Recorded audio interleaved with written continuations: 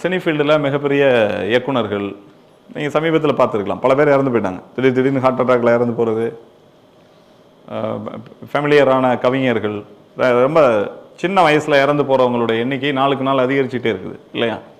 அவங்களுக்கு ஒரு கனவு இருந்திருக்கும்ல, பெரிய கனவு இருந்திருக்கும்ல. உதாரணமாக நான் முத்துக்குமார்னு ஒரு கவிஞர், யங் ஏஜ் அவர் இறக்கும் போதெல்லாம், அவருடைய எழுத்துக்கு வந்து அவர் இன்னொரு 20 வருஷம் இருந்திருந்தாருன்னா இன்னும் டாப் லெவல் போயிருப்பார் இல்லையா? அப்போ இவங்கெல்லாம் ஹெல்த்தை பாதுகாக்கலைன்னு அர்த்தம். இங்கே விஷயம் என்னென்னா, அவங்க பொதுவாக இன்றைக்கி சினிமா இண்டஸ்ட்ரியில் என்ன செய்வாங்க, அடிப்படையில் சாதாரணமாக தூங்க மாட்டாங்க நைட்டில். அவங்க வேலையை நைட்டில் பண்ணால் தான் வரும்னு நம்புகிற ஒரு மூட நம்பிக்கை இருக்குது. க்ரியேட்டிவிட்டி நைட்டில் தான் வேலை செய்யும் இல்லை, அப்படிலாம் இல்லை. க்ரியேட்டிவிட்டி உள்ளே இருக்கும், அது எப்போ நீங்கள் சைலண்ட் கொடுக்குறீங்களோ அப்போ அது வேலை செய்ய போகுது. இப்போ நைட்டு தூங்காமல் என்ன வேலை செஞ்சீங்கனாலும் அதோட பீக்குக்கு போகிறதுக்கு முன்னாடி நம்ம போயிடுவோம் இல்லையா? ஒரு பேரலைசிஸ் வந்துருச்சுன்னு வச்சுக்கோங்க, பக்கவாதம் வந்துருச்சு, ஒரு மிகப்பெரிய ஆர்டிஸ்ட் அவர், இப்போ இதுக்கப்புறம் தான் அவருடைய கேரியரே இருக்குது அப்படின்னா அவர் ஹெல்த் இல்லைன்னா என்ன நடக்கும்? அப்போ பெரிய ஏமாற்றம் வந்துடும் மனசில், அதுக்கப்புறம் வாழவே பிடிக்காமல் போயிடும். அப்போ அடிப்படை வந்து ஆரோக்கியம். இதைத்தான் சுவர் இல்லாமல் சித்திரம் வரைய முடியுமா அப்படின்னு அந்த காலத்தில் கேட்பாங்க. அப்போ சித்திரம் வரைகிறதுல நம்ம கவனமாக இருக்கும், கரெக்டு வரையணும், ஆனால் சுவர் ஸ்ட்ராங்காக இருக்கணும்ல. நீங்கள் வரைஞ்சிட்டு இருக்கும்போதே இடிஞ்சு கீழே விழுந்துருச்சுன்னா, அப்போ அடிப்படை வந்து ஆரோக்கியம்தான். ஆரோக்கியத்தை சரியாக வச்சுக்கிட்டா தான் மனசு நினைக்கிற தூரத்துக்கு நம்ம போக முடியும். பாரதியார் தெரியும் இல்லையா? சிபிஎஸ்சியில் பாரதியார் இருக்க மாட்டார், ஸ்டேட் போர்டில் தான் இருப்பார். பாரதியார் தெரியும்ல, தெரியாதவங்க இருக்கீங்களா? தெரியும், ஆனால் கேள்வி கேட்காதீங்கிற மாதிரி இருக்கு. சரி, அவரோட கையெழுத்து ரொம்ப அழகாக இருக்கும். எட்டயபுரத்துலையும் சென்னையிலையும் அவருடைய வீடில் அதை வச்சுருப்பாங்க. அவர் எழுதின கடிதங்கள்லாம் இருக்கும், ரொம்ப அழகாக இருக்கும். அவர் கவிதையை விட அதில் நிறைய விஷயம் இருக்கும். அவர் கடிதங்கள்லாம் பப்ளிஷ் ஆகலை. சரி, அவர் ஒரு கவிதையில் சொல்கிறாரு, நான் கவிதையாகவே சொல்லலை, கண்டென்ட்டை மட்டும் சொல்கிறேன். உடம்பு எப்படி இருக்கணும் அப்படின்னா, விசைனா பவர், எனர்ஜின்னு வச்சுக்கோங்க. விசையுறு பந்தினை போல், ஒரு பால் எடுத்து, ஒரு கிரிக்கெட் பால் எடுத்து பவுலர் தூக்கி எறிகிறார்ல, அவர் வந்து விசையுறு பந்துன்னு அதுதான் சொல்றாரு. ஒரு விசையுறு பந்தினை போல் உள்ளம் சொல்லும்படி கேட்கும் நல் உடல் வேண்டும் அப்படின்னா என்ன அர்த்தம்? அதுக்கு மைண்டு சொல்லிருச்சுன்னா, இப்போ வா சாப்பிட்லாம் அப்படின்னு சொல்லுது மைண்டு, பசிக்குது, இப்போ டக்குன்னு எந்திரிச்சு போகணும்ல, எந்திரிக்க முடியலன்னு வச்சுக்கோங்க, இதுதான் ஆரோக்கியம் இல்லாத உடல். இப்போ காலையில் ஒரு 6 மணி ஒரு முக்கியமான வேலை இருக்குது, எந்திரிச்சு போகணும், ஆனால் எந்திரிக்க முடியல. காலைல எந்திரிச்சிட்டோம், கண்ணு முழிச்சிருச்சு, ஆனால் எந்திரிக்க முடியல அப்படின்னா இது விசையுறு உடலா? இல்லை. இன்னைக்கு இருக்கிற இந்த 2K கிட்ஸுக்கு பூராமே இந்த பிரச்சனை இருக்குது. நீங்கள் அந்த காலத்தால் 5 மணிக்கு எந்திரிக்க சொன்னீங்கன்னா 5 மணிக்கு எந்திரிச்சு உட்காந்துருப்பாங்க. மைண்டு சொல்லிச்சுன்னா உடம்பு எந்திரிக்கும் இல்லையா? இது சோம்பேறித்தனம் சம்மந்தப்பட்டது இல்லை, நான் இன்னும் தூங்கணுங்கிறது இல்லை. உங்கள் மனசில் நீங்கள் முடிவு பண்ணுங்கள், எந்திரிக்க முடியுதான்னு ட்ரை பண்ணுங்கள். முடியுதுன்னா அப்புறம் தூங்குங்க, தூங்காமல் போங்க, அது வேறு விஷயம். அது வேறு, எனக்கு பிடிச்சி தூங்குறேன் அப்படிங்கிறது வேறு. ஆனால் உங்கள் மைண்டு முடிவு பண்ணணும், நான் காலையில் 5 மணிக்கு எந்திரிக்கணும், 6 மணிக்கு எந்திரிக்கணும்னு. உங்களால் எந்திரிக்க முடியணும். இப்படி ஒரு ட்ரையல் பாருங்கள், ஒரு 10-15 நாளைக்கு. உங்கள் மனசு சொல்கிறத உடம்பு கேட்குதானே? அப்படி கேட்டுருச்சுன்னா உங்கள் உடம்பு நல்லா இருக்குன்னு அர்த்தம். இதுதான் ஹெல்த் டெஸ்ட். அப்படி கேட்கலன்னா உங்கள் உடம்பு இன்னும் ஃபிட் ஆகலைன்னு அர்த்தம். இதை தான் பாரதியார் வந்து விசையுறு உடல் அப்படின்னு சொல்றாரு. அப்போ மைண்டு சொல்கிறத செய்கிறதுக்கு தானே உடம்பு. இப்போ மைண்டில் நிறைய கற்பனையோடு நம்ம இருக்கோம், ஏதோ ஒன்று படித்து இந்த துறையில் சாதிக்க போகிறோன்னு மனசு சொல்லுது, அதுக்கு ரொம்ப ஸ்ட்ரெயின் பண்ணி படிச்சுட்டு இருக்கோம், அல்லது நிறைய ட்ரைனிங்ஸ் எடுக்கிறோம். அப்படி அங்கே போய்கிட்டு இருக்கும்போது உடம்பு நீங்கள் சொல்கிறத கேட்க மாட்டேன்ருச்சுன்னா இல்லையா? அப்போ அதனால ரொம்ப முக்கியம் உடலை சரியாக வைத்துக்கொள்வது. விசையுறு உடல் அசை வரு மதி அப்படின்னு பாரதியார் சொல்றாரு.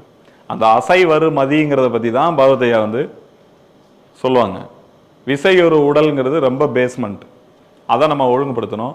நம்ம முன்னோர்களுக்கு இதை பற்றிய அறிவு இருந்துச்சு, ஏற்கனவே இருந்துச்சு. உதாரணமாக நம்மளை விட நம்ம தாத்தாக்கள் உடல் வலுவானவங்களா இல்லையா? வலுவானவங்களா இல்லையா? நீண்ட ஆயுள் இருந்தவங்களா இல்லையா? ஒரு பல்ல எடுத்துக்கிட்டிங்கன்னா போதும், பல்ல வச்சு கண்டுபிடிச்சிடலாம் இல்லையா? நம்ம தாத்தாவுடைய பல் எப்படி இருந்துச்சு? Strong, very strong. அப்பா அம்மாவோட பல் எப்படி இருந்துச்சு? ஸ்ட்ராங். நம்ம பல் எப்படி இருக்கு? வீக். அடுத்த ஜென்ரேஷன் பல் என்ன ஆகும்? நீங்கள் ஃபுட் கல்ச்சரை கவனிச்சிங்கனாலே தெரியும். கரும்பு கடிச்சு சாப்பிட்றது இல்லையா? அல்லது போன்ஸ், எலும்புகள் சாப்பிட்றது, கடிச்சு சாப்பிட்ற பொருள்ல இருந்து போன்லெஸ்க்கு வர்றது இல்லை, போன்லெஸ்ல இருந்து லிக்விட் ஃபார்முக்கு வர்றது, கடுமையான கரும்புல இருந்து ஆப்பிளுக்கு வர்றது, ஆப்பிள்ல இருந்து ஆப்பிள் ஜூஸ்க்கு வர்றது. இதுதான் ஜென்ரேஷன்ல இருந்து வர்றது. இது சிம்பிள் இல்லை. விஷயம் என்னன்னா, ஒரு ஆப்பிளை கடிச்சு சாப்பிட்றீங்கன்னா கிடைக்கிற சத்துக்கும், ஒரு ஆப்பிள் ஜூஸ் கிடைச்சிங்கன்னா அதில் போகிற எக்ஸ்ட்ரா சத்துக்கும் நிறைய பிரச்சனை இருக்கு. ஜூஸ் ஈஸியாக சாப்பிட்றலாம், கடிச்சு சாப்பிடும் போது உடம்பு தேவைக்கு எடுத்துக்கிறோம், குடிக்கும் போது எடுக்காது. அதனால் ரொம்ப அவசியமானதான் ஜூஸ் எடுக்கணும். மிச்ச நேரங்களில் பழங்களாக கடிச்சு சாப்பிட்றது தான் ரொம்ப முக்கியம். அப்போ பல்லில் எவ்வளோ வித்தியாசம் இருக்குது இல்லையா? டென்டல் கிளினிக்ஸ் வந்து இன்னைக்கு அதிகமாக அன்னைக்கு அதிகமாக? இன்னைக்கு குழந்தைக்கு பல்லு முளைக்கும்ல, அதுக்கு பேர் பால் பற்கள்னு சொல்லுவாங்க. அது விழுந்துடும் கொஞ்ச நாள்ல. அந்த பால் பற்களுக்கான சிறப்பு மருத்துவமனை வந்துச்சு இல்லை? அந்த அளவுக்கு வந்து குழந்தை பிறக்கும் போதே பிரச்சனைகளோட பிறக்கிறது வந்து அதுக்கான காரணம் நம்ம லைஃப் ஸ்டைல். லைஃப் ஸ்டைல் அப்படிங்கிறது ரெண்டு பகுதிகளால் ஆனது. ஒன்று, நான் ஏற்கனவே சொன்ன தூக்கம். தூக்கத்தை சரியாக கடைபிடிச்சிருக்காங்க நம்ம முன்னோர்கள், நம்ம தாத்தா பாட்டி, அதுக்கு முன்னாடி இருந்த காலத்தில். அதுலேருந்து தான் அவங்க ஒரு வலுவான உடல், ஒரு நீண்ட கால ஆரோக்கியங்கிற ரெண்டு விஷயமும் கிடைச்சிருக்கு. அதனால் தூக்கங்கிறது ரொம்ப பேசிக்கான விஷயம். சரி, அப்புறம் ஏன் டெக்ஸ்ட் புக்கில் இப்படி எழுதி வச்சுருக்காங்க இல்லை? ஏன் வந்து பிரிட்டிஷ்காரன் வரும்போது இப்படி அப்படின்னு எழுதி வச்சுருக்காங்க அப்படின்னா, அவங்க கொண்டு வந்த செய்தியெல்லாம் நல்ல செய்தின்னு நம்மளை நம்ப வைக்கணும்னா நம்ம வச்சுருந்ததெல்லாம் மோசமானதுன்னு சொல்லணும் இல்லையா? அவங்க கொண்டு வந்ததில் நல்ல விஷயமும் இருக்குது, நான் முழுசாக கெட்டது அப்படின்லாம் சொல்லலை. நம்ம வச்சுருந்ததில் மோசமானதும் இருக்குது, ரெண்டும் கலந்தது தான். அப்போ அவன் கொண்டு வந்ததை நல்லதுன்னு சொல்லணும்னா நம்ம வச்சிருந்தது மோசமானதுன்னு சொல்கிறதுக்காக, உங்களுக்கு வாழ தெரியல, நீங்கள் பூரா 28 வயசுலேயே செத்து போயிடுறீங்க அப்படின்னு கணக்கு எழுதி வச்சுருக்கான். சென்னை பக்கத்தில் ஒரு கோயில், எனக்கு அந்த ஊர் மறந்துட்டேன் நினைக்கிறேன். இந்த குடவோலை முறைன்னு கேள்விப்பட்டிருக்கீங்களா? குடவோலை முறை, ஆமாம். அப்படின்னா என்னது? Election system. அந்த எலெக்ஷன் சிஸ்டத்தை ஒரு 1100 வருஷத்துக்கு முன்னால் கடைபிடிச்ச ஒரு கல்வெட்டு வந்து சென்னை பக்கத்தில் அந்த ஊரில் இருக்குது, அந்த கோயிலில் இருக்குது. குடவோலை முறை கல்வெட்டு அப்படின்னு பேர். நான் சும்மா போய் பார்க்கலாமேன்னு போயிருந்தேன். ஏன்னா அதை சரி பார்க்கணும். நம்ம புக்கில் போட்டாங்கன்னா நம்பிடக்கூடாது. படிக்கிறோம் அப்படின்னா அதை சரி பார்க்கணும்.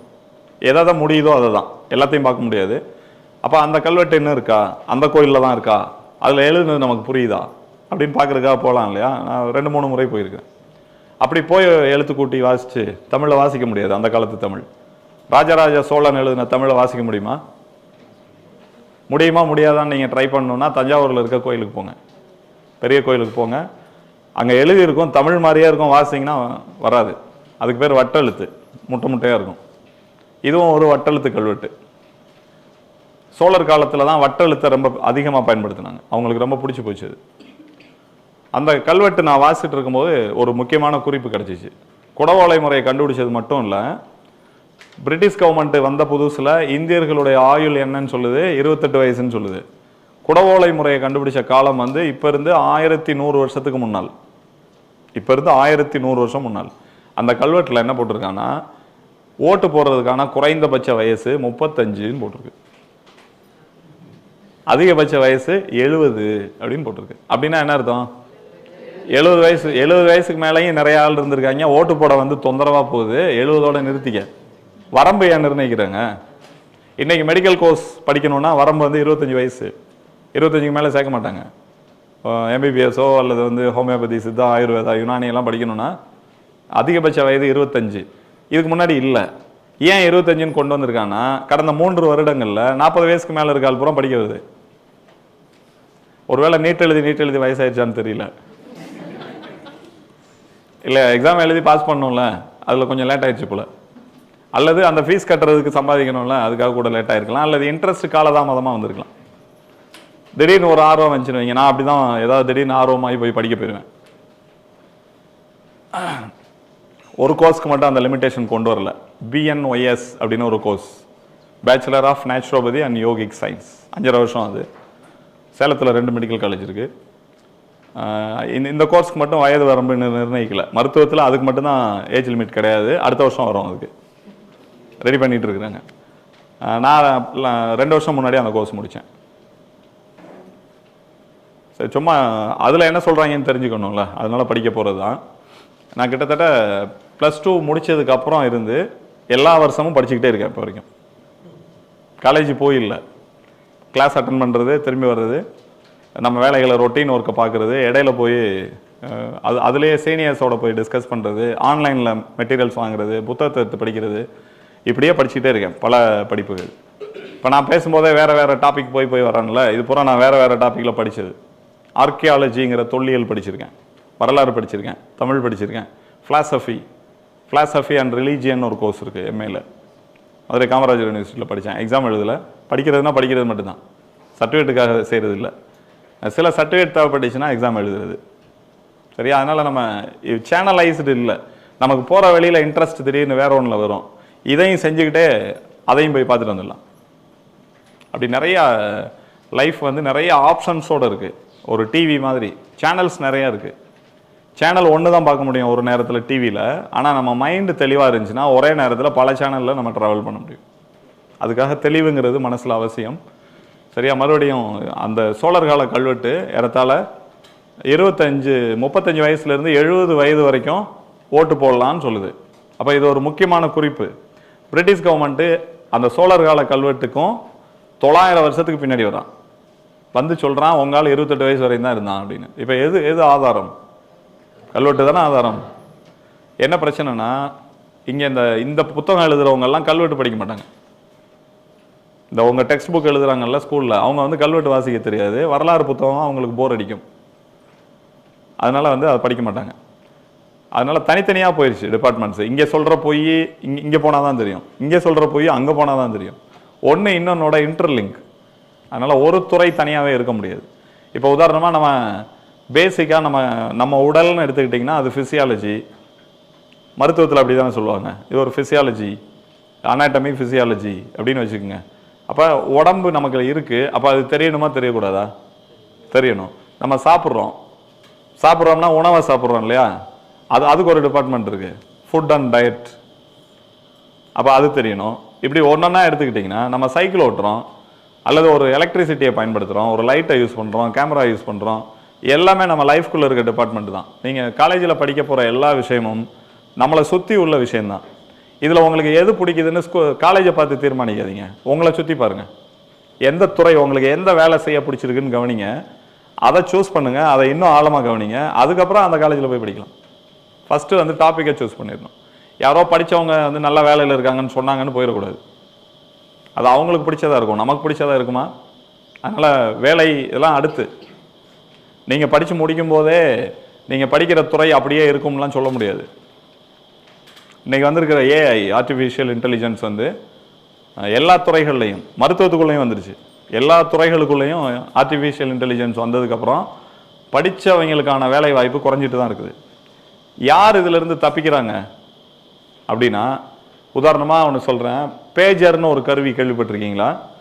பேஜர் உங்களுக்கெல்லாம் தெரியாது, அது செல்ஃபோன் வர்றதுக்கு கொஞ்சம் முன்னாடி கண்டுபிடிக்கப்பட்டது. பேஜருங்கிற கருவி வெறும் செல்ஃபோனோட டிஸ்பிளே மாதிரி பிளாக் அண்ட் ஒயிட்டில் இருக்கும், அதை பாக்கெட்லேயோ பெல்ட்லேயோ மாட்டிக்கிடுவாங்க. அதில் எஸ்எம்எஸ் மட்டும்தான் வரும், ஒரே ஒரு ஆப்ஷன் தான் எஸ்எம்எஸ். அதுவும் இதுலேருந்து கொடுக்க முடியாது, ஒன்லி ரிசீவ். அந்த கருவிக்கு பேர் பேஜர். சரி, 2000 இருந்துச்சு, 2001, 2 இப்படி இருந்துச்சு. அந்த பேஜர் வச்சுருக்க நபருக்கு நம்ம ஒரு தகவல் சொல்லணும்னா அந்த பேஜர் கம்பெனிக்கு ஃபோன் பண்ணணும். ஃபோன் பண்ணி இந்த நம்பர் வச்சுருக்காரு பேஜர், அவருக்கு இந்த தகவலை அனுப்புங்கன்னு சொன்னோம்னா அந்த தகவலை அனுப்புவாங்க. அந்த எஸ்எம்எஸ் அங்கே போய் சேரும் அந்த பேஜரில். அவரை எடுத்து பார்த்துட்டு இவங்க நம்ம கூப்பிட்றாங்க அப்படின்னு முடிவு பண்ணிவிட்டு அதுக்கப்புறம் அவர் நம்மளை காண்டாக்ட் பண்ணுவார். இதுதான் அந்த கருவி. சரியா? அந்த கருவி வந்து 5 ஆண்டுகளுக்குள்ளே அழிஞ்சு போச்சு. செல்ஃபோனுடைய வருகையினால் அந்த கருவி அழிஞ்சு போச்சு. அந்த கருவியை பற்றிய படிப்பை இன்ட்ரடியூஸ் பண்ணிச்சு கவர்மெண்ட்டு. பேஜர் டெக்னாலஜி 5 பேட்ச் படிச்சுட்டு வெளியே வந்தாங்க. ஏறத்தாழ தமிழ்நாட்டிலே ஒரு 10,000 பேர் இருக்கும் படித்தவங்க. இப்போ அவங்களாம் என்ன பண்ணிட்டு இருப்பாங்க? செல்ஃபோன் புரியாது அவங்களுக்கு. பேஜர் படித்தா எப்படி செல்ஃபோன் புரியும்? டெக்னாலஜி வேறு இல்லையா? அப்போ படிப்புங்கிறது அந்த கால தொழில்நுட்பத்தை தான் சொல்லும், அடுத்த தொழில்நுட்பத்தை சொல்ல முடியாது. யார் இந்த படிப்பை படித்து தெளிவோடு அணுகிறாங்களோ அவங்க தான் அடுத்த தொழில்நுட்பத்தை புரிஞ்சுக்கிற முடியும்.